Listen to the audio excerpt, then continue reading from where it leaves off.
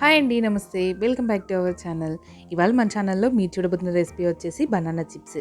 సింపుల్‌గా, క్రిస్పీగా, క్రంచీగా బనానా చిప్స్ రావాలి అంటే ఈ టిప్స్‌ని ఫాలో అవ్వండి. పర్ఫెక్ట్‌గా వస్తాయి. సేమ్ మనకి కేరళ వాళ్ళు చేసినట్టుగా కరకరలాడుతూ కొంచెం యెల్లోయిష్ కలర్‌లో సాల్టీగా రావాలి అంటే మాత్రం ఇలా ట్రై చేయండి. చాలా బావుంటుంది. టైమ్ పాస్‌గా అయితే ఎన్నైనా తినేసేయొచ్చు.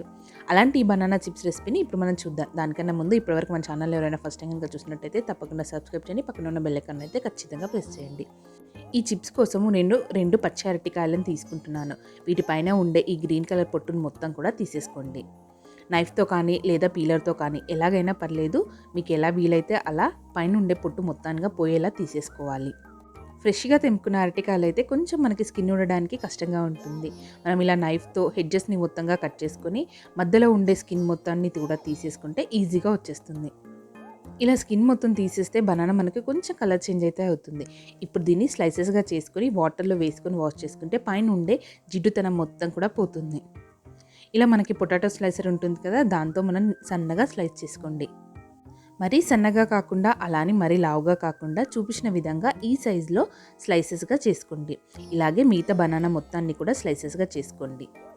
ఇలా వాటర్‌లో ఒకసారి బాగా వాష్ చేసిన తర్వాత స్ట్రెయినర్‌లో వేసుకొని వాటర్‌లో నుంచి సెపరేట్ చేసుకోండి. ఇలా ఒకసారి వాటర్‌లో నుంచి సెపరేట్ చేసుకున్న తర్వాత మళ్ళీ బౌల్‌లోకి కొంచెం వాటర్‌ని తీసుకొని ఆ వాటర్‌లో ఓ టేబుల్ స్పూన్ వరకి సాల్ట్, అలాగే అర టేబుల్ స్పూన్ వరకి పసుపును వేసుకోండి.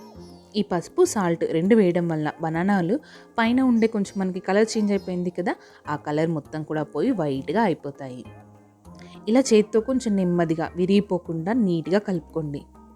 ఇలా కలిపినట్టుగా కడగడం వల్ల పైనుండే జిడ్డుతనం మొత్తం కూడా పోయి చూసారు కదా చూపించిన విధంగా ఇలా తెల్లగా అవుతాయి. ఈ చిప్స్‌లా స్లైస్ చేసుకున్న వీటిని ఖచ్చితంగా 1కి 2 సార్లు కడిగితేనే వాటి పైనుండే జిడ్డుతనం మొత్తం కూడా పోయి ఇలా వైట్‌గా వచ్చేస్తాయి. చూసారు కదా! ఇలా నీట్‌గా రావాలి అంటే కొంచెం మనం కడగాల్సిందే. ఇప్పుడు డీప్ ఫ్రైకి సరిపడినంతగా ఆయిల్ పెట్టి ఆయిల్ కొంచెం వేడెక్కిన తర్వాత మీడియం ఫ్లేమ్‌లో స్టవ్‌ని అడ్జస్ట్ చేసుకొని ఒక్కొక్కటిగా ఈ చిప్స్‌ని అందులో వేసుకొని 2 వైపులా క్రిస్పీగా అయ్యేంత వరకు ఫ్రై చేసుకోవాల్సి ఉంటుంది. ఇలా మనకి ఆల్మోస్ట్ ఒక 30% వరకు కుక్ అయిపోయిన తర్వాత కొంచెం చిటికెడు పసుపుని అలాగే పైనుంచి చిటికెడు సాల్ట్‌ని కూడా వేసుకోండి. కొంచెం మనకు చిప్స్ అనేవి యెల్లోయిష్ కలర్‌లా వస్తాయి. సేమ్ మనకి స్వీట్ షాప్స్ వాళ్ళైనా, హాట్ చిప్స్ వాళ్ళైనా కూడా కొంచెం యెల్లో కలర్‌లో ఉంటాయి కదా బనానా చిప్స్.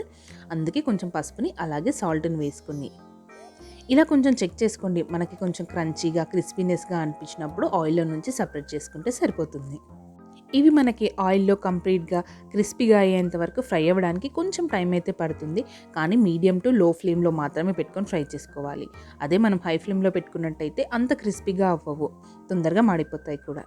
ఇంతే సింపుల్‌గా బనానా చిప్స్‌ని ఎలా తయారు చేయాలో చూసారు కదా! ఈ టిప్స్‌ని ఫాలో అవుతూ బనానా చిప్స్ చేస్తే సేమ్ మనకి హాట్ చిప్స్‌లో తిన్నలాంటి టేస్టే వస్తుంది. చూసారు కదా టెక్స్చర్ కూడా మనకు అలాగే ఉంటుంది. క్రిస్పీనెస్ కూడా చూడండి ఎంత కరకరలాడుతూ వచ్చాయో. అక్కడక్కడ ఏవైనా చిప్స్ మనకి మెత్తగా అనిపించినా నెక్స్ట్ డేకి పర్ఫెక్ట్‌గా సెట్ అయిపోతాయి. చూసారు కదా ఫ్రెండ్స్ బనానా చిప్స్‌ని ఇంట్లో ఎలా తయారు చేయాలో. ఈ వీడియో గనుక మీకు నచ్చినట్లయితే తప్పకుండా లైక్ చేయండి, షేర్ చేయండి. మరిన్ని మంచి మంచి రెసిపీస్ కోసం మన ఛానల్‌ని అయితే ఓసారి విజిట్ చేయండి. తప్పకుండా సబ్స్క్రైబ్ చేయండి. పక్కనే ఉన్న బెల్ ఐకాన్ అయితే ఖచ్చితంగా ప్రెస్ చేయండి. డైలీ ఫాలో అవ్వండి. థాంక్స్.